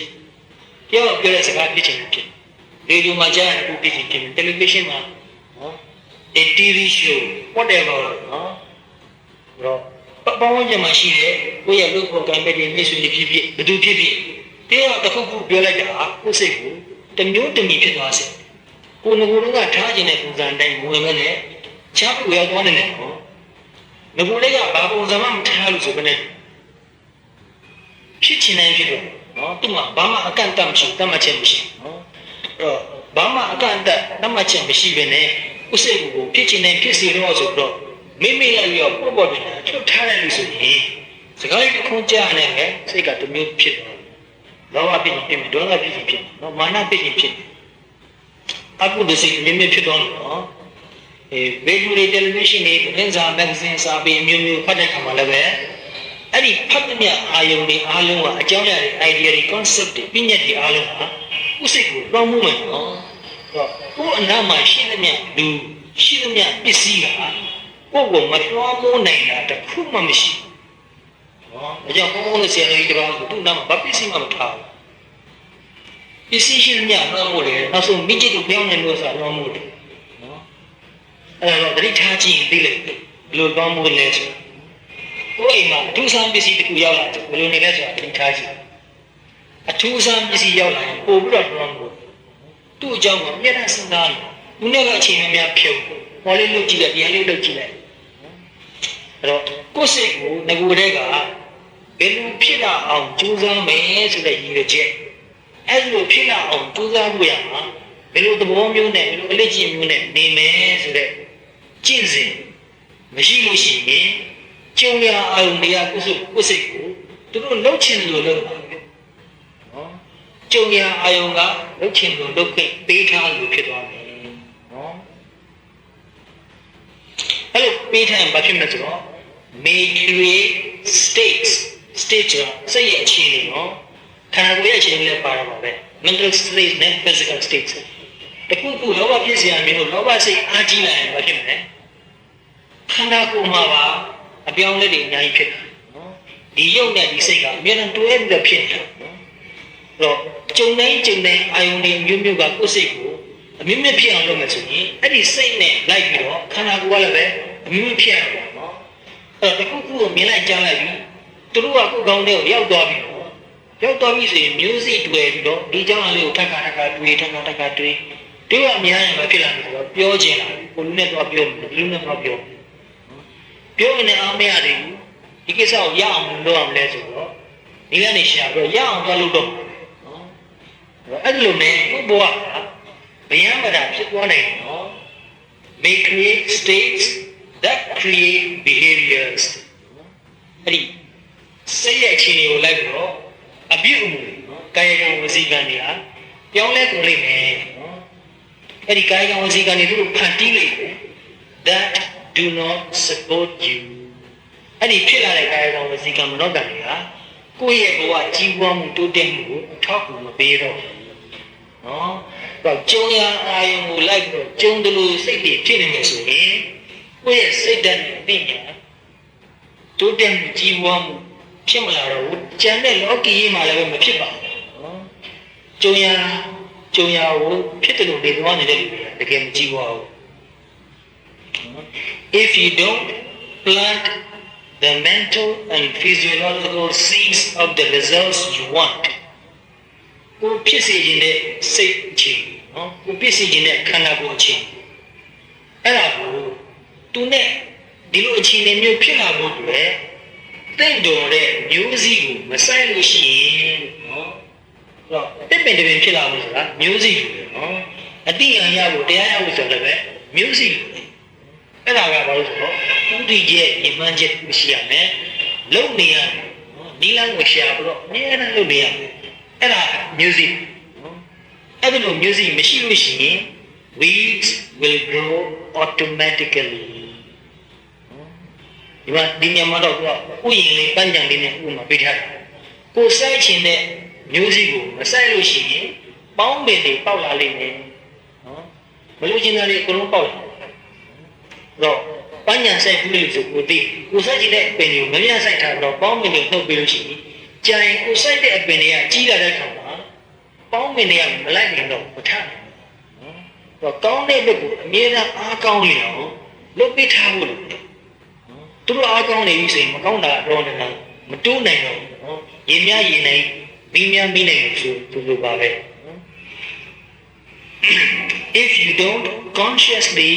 if we don't consciously direct our own minds and states နော်ကိုယ်စိတ်က consciously ဆိုတာသိပြီးတော့နော်ကိုယ့်ရဲ့စိတ်ကိုဥတည်ချက်မပေးလို့ရှိကိုယ်ခန္ဓာကိုယ်ကလည်းပဲဒီဥတည်ချက်အတွက်လိုအပ်တဲ့ကြမ်းမာကြီးတို့ဘာလို့အပါပဲเนาะအချိန်တွေကောင်းနေအောင်တေချာမပြည့်စုံထားလို့ရှိရင် our environment may produce undesirable haphazard states haphazard ဆိုတာအချိန်တွေဆိုးသွားတယ်เนาะထိခိုက်တာပြောတာနစ်နာတော့ပြောအန္တရာယ်မျိုးလဲဆိုးနေတယ်เนาะအန္တရာယ်ရှိနေတဲ့အခြေအနေမျိုးကိုကိုယ်ပတ်ဝန်းကျင်ကဖန်တီးလိုက်တယ်တော့ကိုယ်ပတ်ဝန်းကျင်မှာကိုယ့်အတွက်ထိခိုက်စေတဲ့ကိစ္စတွေအများကြီးရှိအတိညာမှားတော့ဥတီချက်တွေရေချက်တွေမှားတော့လုံးမဲ့ကိစ္စတွေကကိုယ်ပတ်ဝန်းကျင်မှာအများကြီးရှိတယ်အချိန်ပြည့်ရှိတယ်လုံးမဲ့နေရာရှိလို့မရှိဘူးဘယ်နေရာတော့ဒီလိုဘောတွေရှိနေလားတော့ကိုယ်တိုင်ကကိုယ်စိတ်ကိုဘယ်လိုထားမလဲဆိုတဲ့ဥတီချက်ကိုနေ့စဉ်မနေ့လင်းကလေးကဥတီထားလို့ရှိရင်သူကြုံရဖြစ်တော့ the results can be disastrous ဒီဖြစ်လာတဲ့အကျိုးဟာမကောင်းတဲ့အကျိုးဟာအင်မတန်ကြီးကြီးမားမားထိခိုက်နေလာတဲ့စိတ်ကြောင့်ဖြစ်သွားနိုင်တယ် thus it's critical that အဲ့ဒါကြောင့် critical ဆိုတာအရေးကြီးတယ် important ပြောနော်အဲ့ဒါအရေးကြီးတာမလဲဆိုတော့ on a daily basis နေ့စဉ်we stand guard at the door of our mind ဘာလို့ဆိုရလဲစိတ်ရဲ့ကားဝမှာတတိနဲ့စောင့်နေမှုတွေနော်အဆောင်ရှိမှုတွေနော်စိတ်ရဲ့ကားဝမှာ အဆောင်ထားဘူး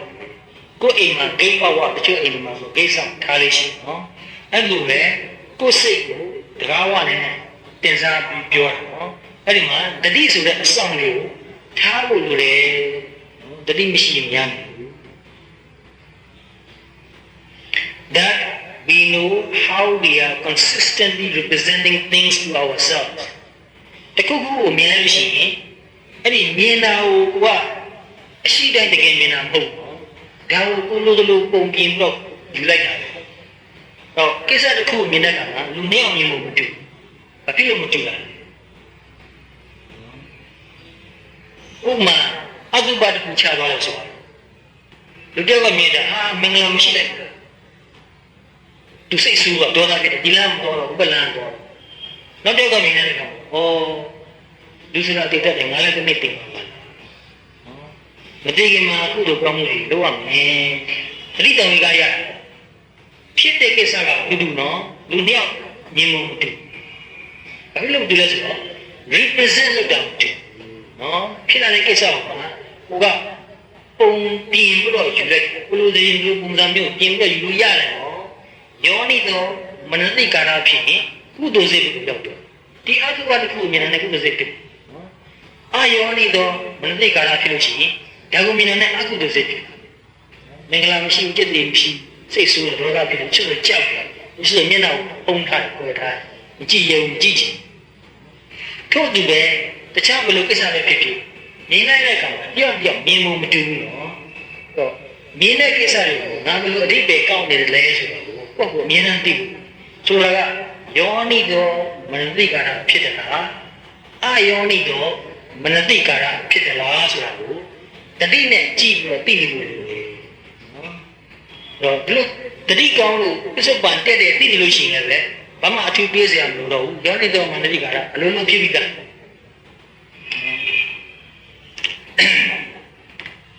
We must daily weed our garden. ကိုဥယျာဉ်လေးကိုနေ့တိုင်းပေါင်းနှုတ်ဖို့လိုတယ်နော် We must daily weed our garden. ဒီမှာရှိတဲ့ပြည်တွေကဓမ္မတွေအားလုံးပဲဒီလုပ်ကိုတော့လုပ်နေကြတယ်လူလေးကြီးပဲနော်အဲ့လိုတရားထုတ်ပြီးတော့နေလာကြကြာလာတဲ့ခါကျတော့တရားထုတ်တယ်မှာပထမစားတော့အခြေခံဖြစ်နေဟိုကာယ ानु ပတ္တနာစလို့ရှုကြတယ်နော်ကာယ ानु ပတ္တနာနဲ့ရှုရင်ရှုရင်ဖြည်းဖြည်းကာယ ानु ပတ္တနာကိုပို့ပြီးတော့အသေးစိတ်တီးလာတဲ့ခါမှာကာယ ानु ပတ္တနာတွဲပြီးတော့ဝေဒနာ ानु ပတ္တနာလည်းပဲပါလာပြီနော်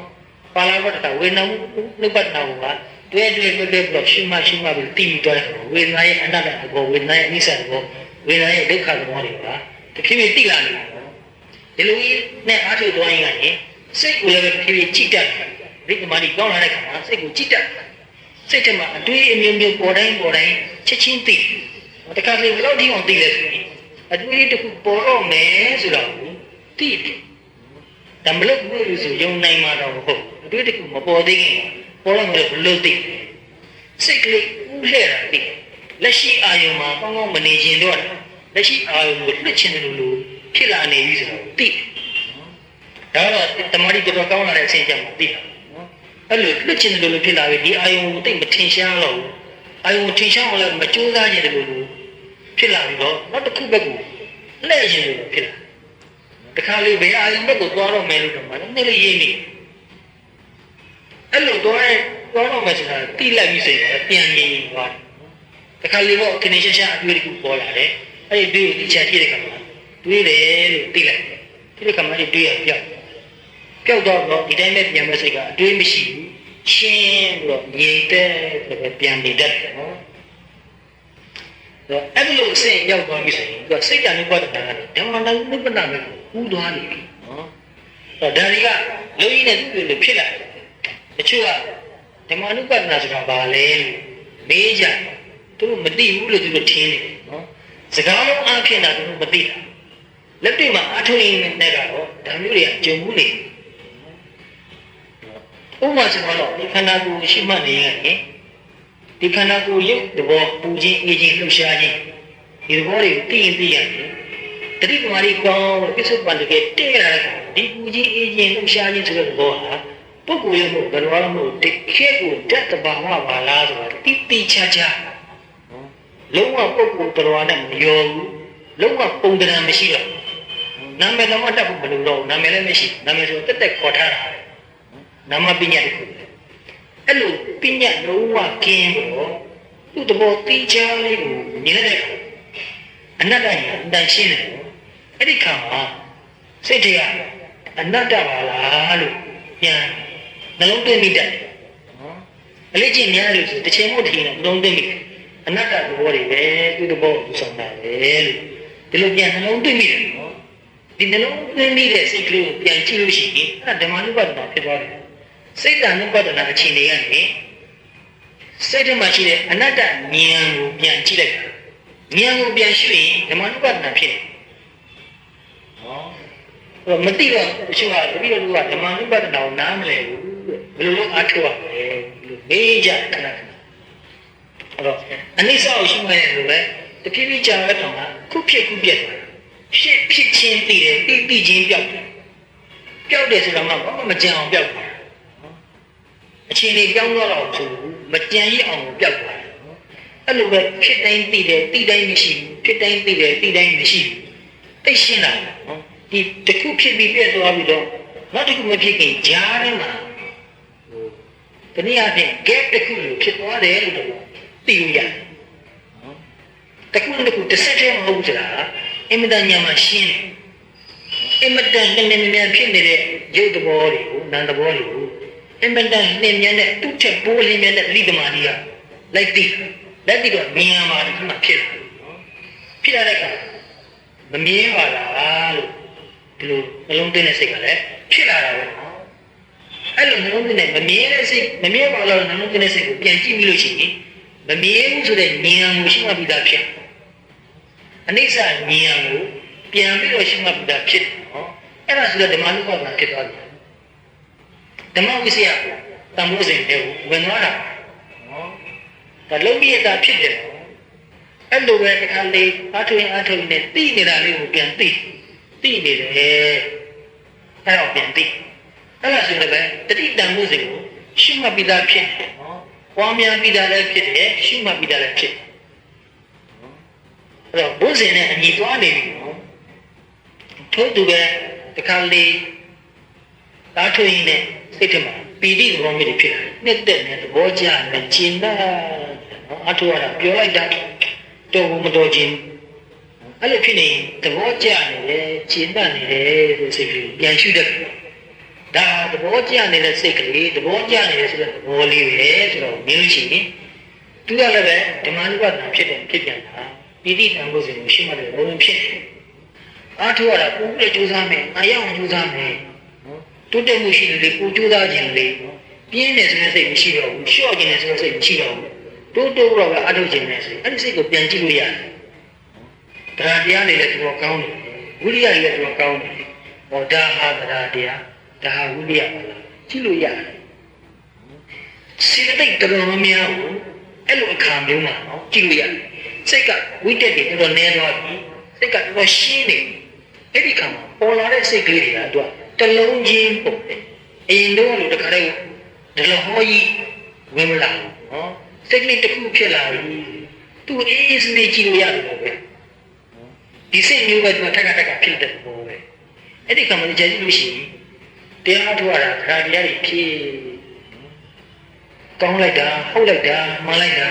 ဘုရားကိုကြည်နေတဲ့စိတ်တွေဖြစ်ဘုရားဟောတဲ့တရားတကယ်မှန်တာပဲတကယ်လို့တကယ်ဖြစ်တာလေအဲ့လိုဖြစ်လာတယ်နော်ယုံကြည်တဲ့စိတ်တွေအများကြီးဖြစ်တကယ်မလုပ်သေးလို့ဒါတကယ်ဖြစ်ကြတာပြောပြခြင်းတဲ့စိတ်တွေတခါလေးဖြစ်တယ်အဲ့ဒီစိတ်ကလေးပြန်ရှုမှတ်လိုက်ပြောခြင်းတဲ့စိတ်ကိုပြန်ရှုမှတ်လိုက်ဘုမဟုတ်ရင်စိတ်ထဲမှာတရားဟောတယ်အဲ့စိတ်ထဲမှာတရားဟောကောင်းတော့ကုသိုလ်ကကုသိုလ်စိတ်ပဲဒါမဲ့တရားအထုတ်ဖို့မှာနောက်ဆက်ဖြစ်တယ်နော်အဲ့လိုပဲတခါလေးငြင်းရင်းကိုတတိယသူတို့မလုပ်သေးဘူးနော်တနာလိုက်တာတကယ်ကြီးကကရုဏာလည်းဖြစ်တယ်နော်အဲ့ဒီစိတ်ကပြန်ရှုမှတ်မှာဒီကရုဏာကိုကြာကြာလက်မခံဒီအချိန်မှာသူကကုသိုလ်ပဲဖြစ်တယ်လည်းပဲသူ့ကိုကြာကြာလက်ခံတိုင်းကောင်းကိုဝိပဿနာဉာဏ်ဟာအနောက်ရှက်ဖြစ်သွားနိုင်တယ်နော်အဲ့လိုခါမှာဒီပေါ်လာတဲ့ကရုဏာလေးကို ကောင်းကောင်းကြည့်လို့ရကရုဏာစေတသိက်ကလေးကိုကြည့်လို့ရနော်တေချာမြန်သူကကြည့်တယ်မှာမြင်လိုက်ရင်သိရှင်းတာသိတဲ့အားရသိကျင်တယ်အဲ့လိုကျင်တတ်သွားတဲ့ခါကျမှဘုရားဟောတဲ့အဘိဓမ္မာတော့ဖတ်ကြည့်ကောင်းကောင်းသဘောပေါက်ပြီးအဘိဓမ္မာတကယ်ဟုတ်လို့ဟောထားတာနော်အဲ့လိုပဲကိုယ်စိတ်မှာဖြစ်ဖို့တေချာကြည့်နော်ဒါလေးစိတ်ထဲမှာအေးတိတ်အေးချမ်းတာလို့သိတယ်အေးတယ်ဆိုတော့မှအဟုတ်ကိုစိတ်ကအေးနေမှာတော့ခန္ဓာကိုယ်ကအေးသွားတယ်လို့ပဲခံစားရတယ် body temperature တော့တကယ်ကျသွားတယ်သူတို့ American မှာ research တွေချလုပ်ကြည့်တရားအထုတ်လို့ပတ္တိဖြစ်တဲ့ချိန် body temperature တကယ်ကျသွားခန္ဓာကိုယ်ကအေးနော်အဲ့ဒီအေးနေတာလေးကိုပြန်ကြည့်ပြီးသိလို့ရတယ်ဒါစိတ်ရဲ့အေးငြိမ်းခြင်းဒါစေတသိက်တစ်ခုဖြစ်ဒါအေးငြိမ်းခြင်းဆိုတဲ့သဘောပဲသူ့သဘောလေးကိုကြည့်လို့ရတယ်ဓမ္မနုပဒနာပြန်ဖြစ်ပတ္တိတံဘုဇေကိုရှုမရတာပွားများပြီးတာဖြစ်နေတယ်အဲ့လိုပဲတခါတည်းလည်းပဲ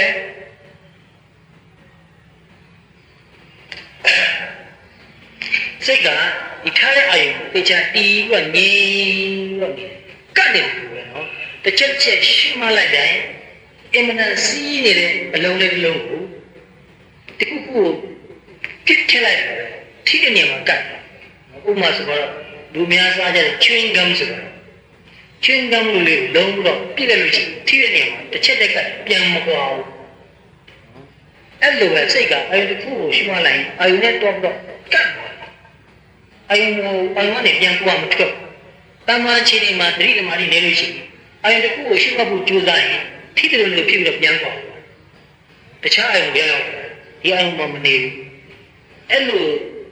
စိတ်ကိုတေချာကြည့်နိုင်တော့စိတ်ကလုံးဝရှင်းသွားတဲ့ခါမျိုးကြတော့တမာတိကတော်တော်ကောင်းနေတဲ့အတွက်ကြောင့်အာယုစိတ်ကိုဥတည်ရလို့ရှိရင်ထားတဲ့အာယုမှာကပ်လို့စက်ကအဲ့ဒီအာယုမှာထားဘယ်တော့ကြာထားလို့ရနော်တခြားအာယုမျိုးကိုရောက်ရင်တော့မှတစ်ချက်ရောက်တယ်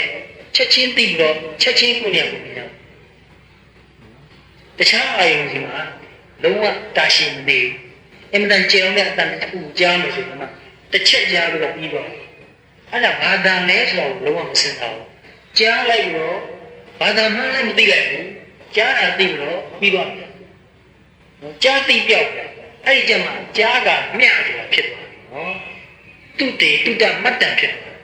ကြားကမျှဖြစ်သွားအတွေ့အကြုံပေါ်တော့မယ်ဆိုတော့ပေါ်တော့မယ်လို့သိတယ်လို့ပြောပေါ်လာရင်လည်းပေါ်လာပြီဆိုတော့သိတယ်လို့ပြောဘာဆိုတာတော့မှသိပညာအစဉ်ထိအောင်နာမည်တက်တဲ့အစဉ်ထိအောင်မရောက်တော့ဒါဘာလဲဆိုတဲ့မိကုရအဖြေကိုမရှာတော့ဘူးတခုခုဖြစ်လာတယ်သိတယ်ချက်ချင်းပဲမရှိတော့နော်အဲ့လိုလေဓမ္မရီကောင်းနေတဲ့ခါစိတ်ကတခြားအာရုံကိုပြောင်းလို့မလွယ်တော့ဘူးအဲ့လိုမလွယ်တဲ့ခါမှာစိတ်ကိုဒီတိုင်းပဲလွတ်ထားလို့ရတယ်လွတ်ထားလဲပဲသူကဒီငကူနေနေကြအာရုံမှာပဲခန္ဓာကိုယ်မှာသူထင်ရှားနေတဲ့သိနေကြအာရုံမှာပဲဆက်ပြီးတော့နေတယ်အလိုလိုသိနေအလိုလိုသိနေအလိုလိုသိနေဖြစ်နော်အဲ့ဒီခါမှာအခါလေးဘယ်လိုတွေးမိတယ်လဲဆိုတော့တရားကသူ့ဟာသူအားထုတ်နေတာလို့ဒီလိုသိလာတယ်ငါတရားအားထုတ်နေတာဟုတ်တယ်ဟိုပြင်ပကာမဂုဏ်အာယုံလောကီကိစ္စတွေကိုတွေးတောကြံစည်တဲ့စိတ်ကလည်းမရှိဘူးတရားကိုလည်းပဲစိတ်မှာဖြစ်နေတဲ့ပစ္စုပန်အခြေအနေကိုပဲတကယ်သိတော့နေတဲ့စိတ်မျိုးဖြစ်နေတဲ့ကြတော့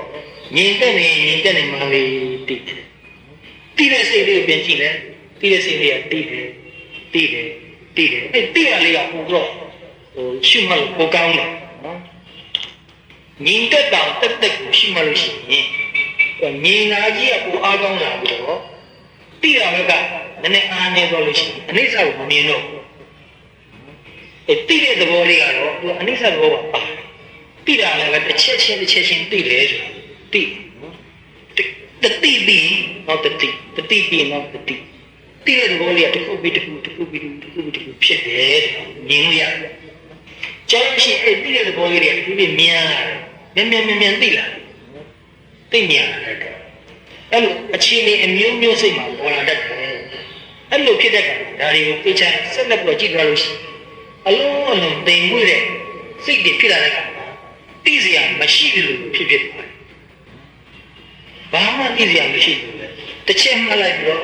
ပျောက်သွားပြီးတော့နောက်ထပ်ဘာမှမပေါ်လာတော့ဘူးလို့ထင်နေရနော်ဘာမှမရှိတာယူကြည့်ဘာမှမရှိတော့ဘူးအဲ့ဒီအချိန်တွေကတရားကြည့်မယ်ဆိုတော့ဟိုနတ္တိကိဉ္စီဆိုတဲ့အရိပဇာနဲ့တော်တော်တူဘာမှမရှိဘူးတဘောတော်လက္ခဏာဖြစ်ဖို့အကုန်လုံးတော့တူဟောအဲ့တော့ရှိပိုင်းကဇာနဲ့လက္ခဏာချင်းတူတယ်လို့အရိပဇာနဲ့လက္ခဏာချင်းလည်းတော်တော်တူ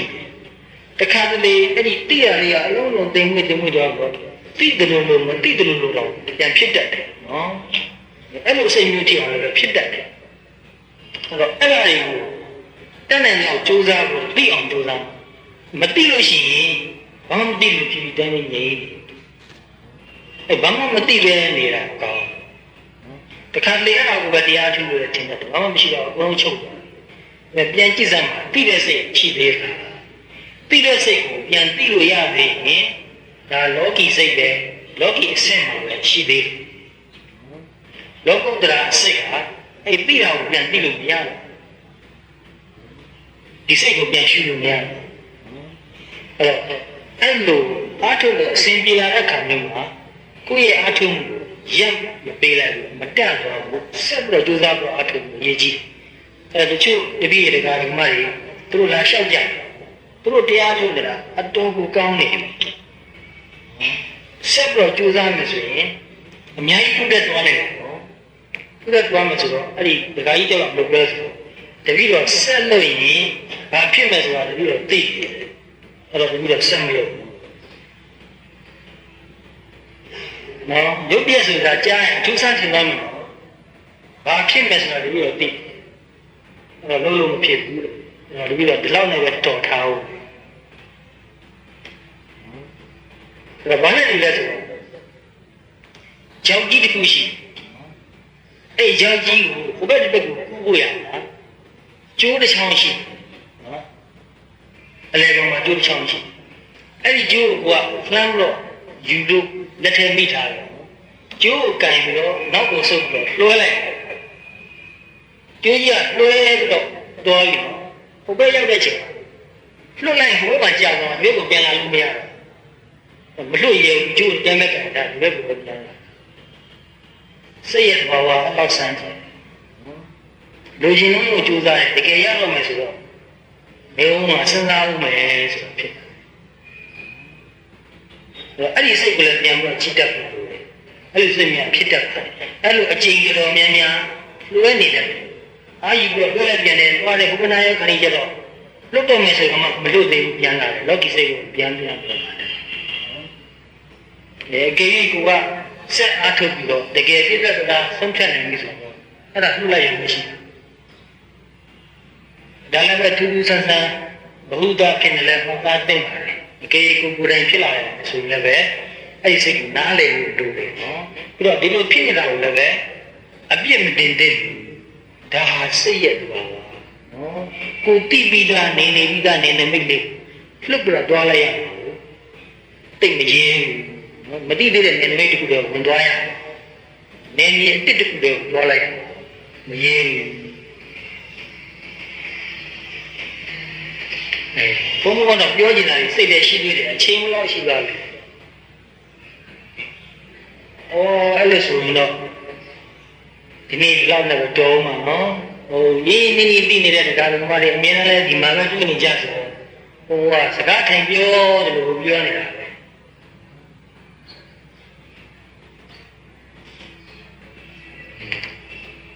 ပဲနောက်တစ်ခါတွေ့ချင်ပါလေ